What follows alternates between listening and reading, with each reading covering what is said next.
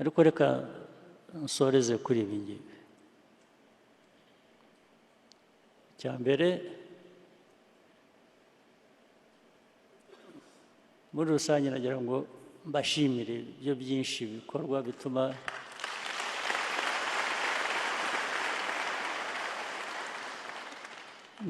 n'igihugu kigera aho kigeze, no muri izo ntambara zose no mu biki bigomba kuba hari byinshi byiza dukora njye ntabona, nkatwarwa n'ibibi mbona bitwangiriza, ariko ubwo ndabibashimiye. mu nzego nshaka gushimira zindi,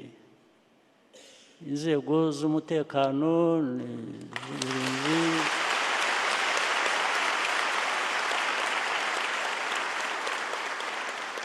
umutekano muri rusange zose, RDF, Rwanda National Police, security, urundi rwego, aba bantu ibyo bakora, bakorera igihugu cyacu twese, sinavuga ko mfite byinshi birenze ibyo bakora mbasaba, barabyujuje.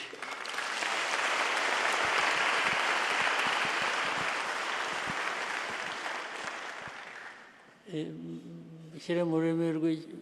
rw'amahanga, these forces of ours are the forces I have always wished to have.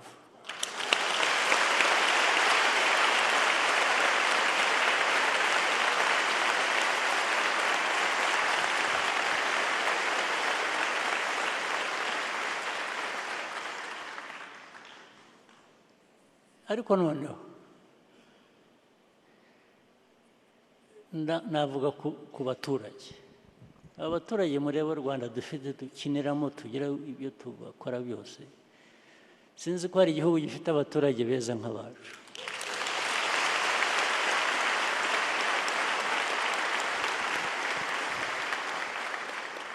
impamvu ndayikubwira, urebye aho tuvuye muri politike y'amacakubiri, genocide, ariko tukaba tugeze aha aho abaturage bari hamwe, n'isi yose yirirwa ibashaka kongera kubasubizaho. Buriya ahantu hambere hananiye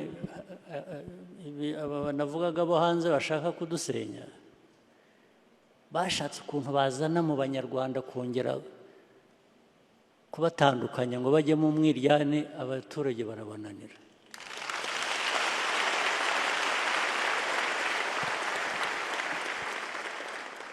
n'abariya bapfumbafu mureba bahunze igihugu bagenda baba hanze, buriya nibo babanje gukoresha bakiri hano, kubanza babanje dividing RPF, bityo batandukanya abanyarwanda, kubabwira bakaza bakabogeza. bariya bose mureba bari za Amerika, bari South Africa, bari hehe, barazaga ariko kabisa mwangiriye neza kwanga hakaza ubuntu buvuye i Burayi bukaza bahisamo bukareba umuntu ngo ariko wowe ngo uzi ko buriya ukwiye kuba ari wowe perezida, ngo buriya kandi ngo wagize utya, erega bikamujyamo ko ukwiye kuba perezida, akabishaka. ariko kubishaka si icyaha, ariko hari inzira binyuramo.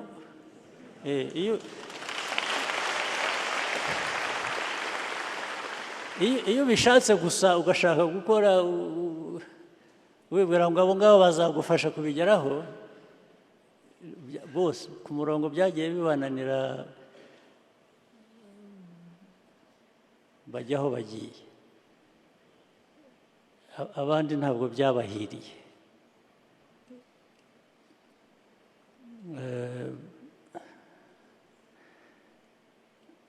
so abaturage ureba ubu bwa NGOs ubu buntu birirwa bureba abantu birirwa ko abaturage bakagenda bagashaka kubagira ababo ntibabagira ab'u Rwanda bakabagira ababo niyo mateka tuzi mu bintu hirya no hino ariko abaturage bacu baranze babo b'u Rwanda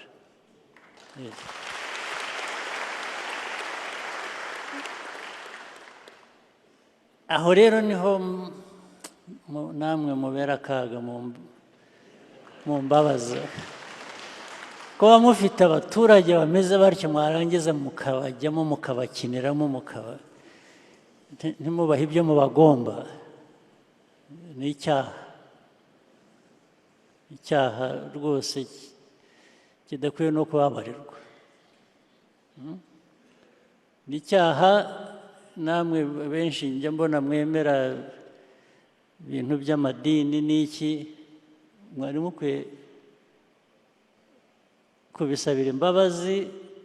ku Mana cyangwa ikazabahana mu kimwe mukwiye kubihanirwa rwose ni bibi cyane ntabwo amahirwe mufite kuba muriho muyobora abayobozi mu gihugu cyanyu mufite abaturage bameze batya mwarangiza mukajya gutobanga ibintu ntabwo ari byo mujye mubyibaza ku giti cyanyu aho muri mwicuze muhinduke kandi gukora ibintu bizima ntabwo ari ibintu bigora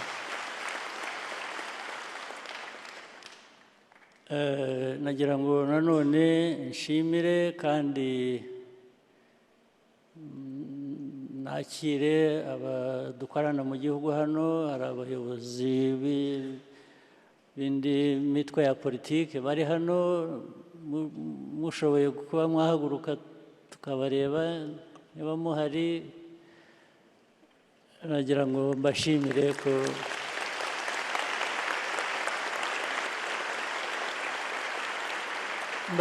ko mwaje kwifatanya natwe kandi n'ubundi mufatanya natwe no muri kwa kudacamo ibice abanyarwanda n'iki mukemera tugafatanya mubifitemo uruhare runini ndabibashimira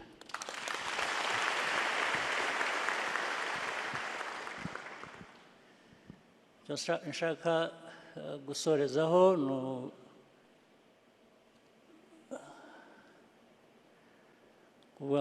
natangiye mvuga impinduka zikwiriye kujya zibaho buri gihe bitewe n'uko ibintu bimeze n'igihe no muri RPF ubwayo nagira ngo mbateguze ngira ngo biraza gushyirwa mu buryo mu masaha yandi ari imbere tubiganira hari ibintu bimwe nahuye n'abayobozi bamwe b'inararibonye ba RPF ndetse abandi founder members ba RPF mbasaba ikintu kimwe ikintu gitoya ntabwo cyari kigoranye ko twagira ibintu duhinduraho bike mu structure iyobora umuryango tukazubakira aho ngaho dukora wenda n'izindi mpinduka ariko bikazadufasha kongera imbaraga mu mikorere ibyo ngira ngo baraza kubitugezaho turaza kubiganira sinzi ko ari uyu mwanya wabyo hanyuma ariko bigakorwa mu buryo bworoheje kandi buzima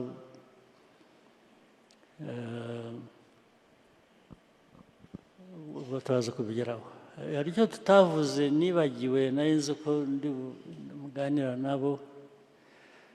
mu bihinduka no muri structure n'iki nabwo dukwiye kuzashaka nko muri iyo gurupu nahuye nayo ya most senior cadres ba RPF, dukwiye kuzahitamo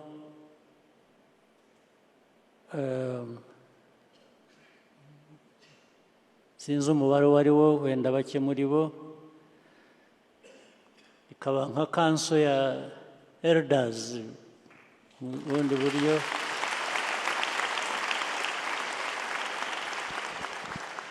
ikagira uruhande ikajya igira ukuntu ireba ikavuga atari ku ikagira ukuntu ivuga yicaza umuntu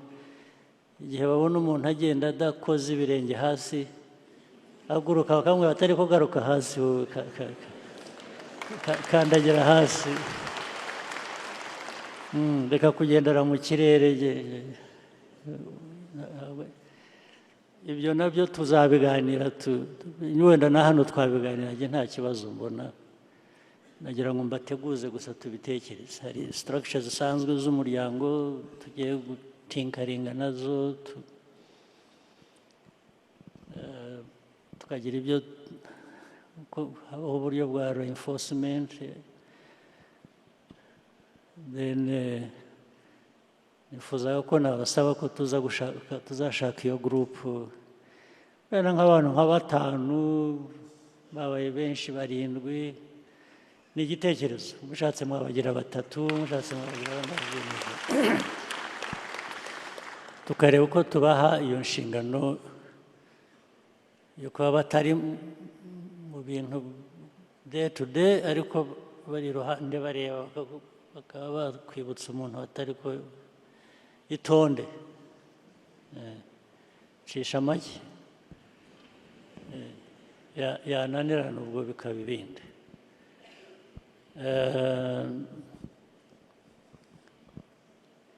Icyo nashaka kwibagirwa mpora nsubiramo buri munsi, ndongera mbabwire mwese abari aha, dukwiye gushyiraho uburyo tukamenya kuvuga Ikinyarwanda.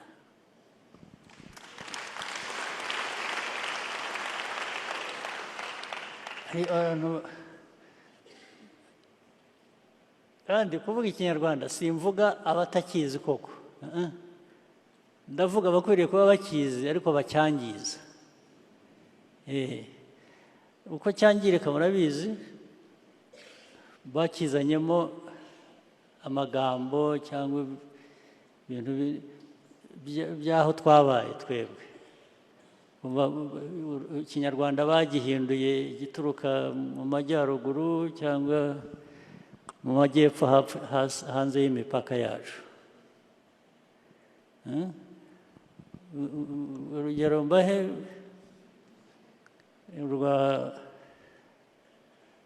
hari ikintu mpora numva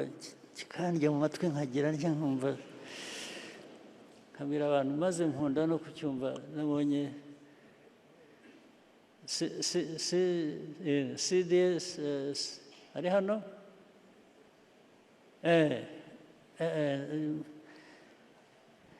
mu ame yacu cyangwa na IGP mu gipolisi,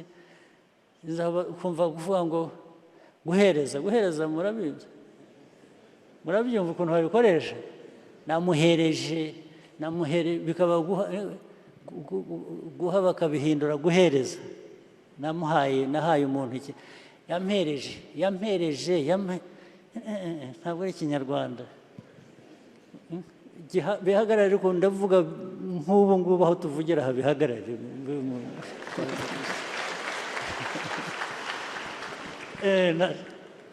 Guhereza, harimo bamwe rero babivuga, ariko nzi aho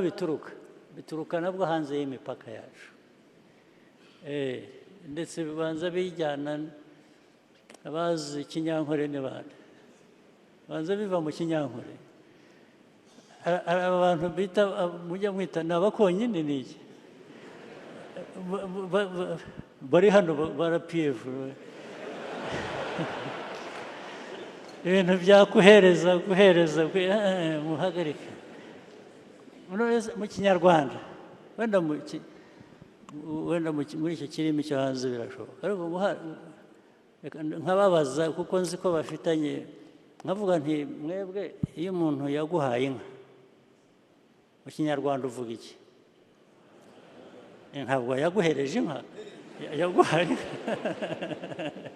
so that is a big difference ntabwo bibaho mu kinyarwanda mu kibi kinyarwanda ikindi ni iki hari ibindi nyanumva uvuga biryana mu matwi kumva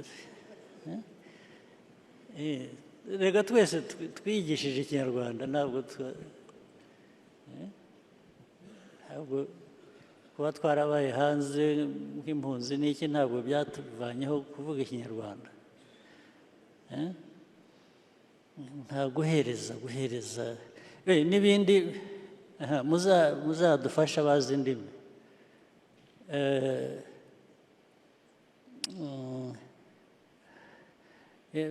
nashoje ibintu byose bikaba gusoza nabyo tuzamenye kurangiza ikintu no kugisoza bikoreshwa ryari cyangwa ryari ariko ibintu byose byabaye gusoza washoje nabyo bigomba kuba bifite ahandi bituruka ntabwo ibintu byose ari ugusoza gusoza bifite aho igihe bikoreshwa ibyo urangiza nabyo bifite igihe bikoreshwa ubwo ibyo byari iby'iruhande by'amarangamutima byanjye ariko nabyo mubyiteho bishobora kugira akamaro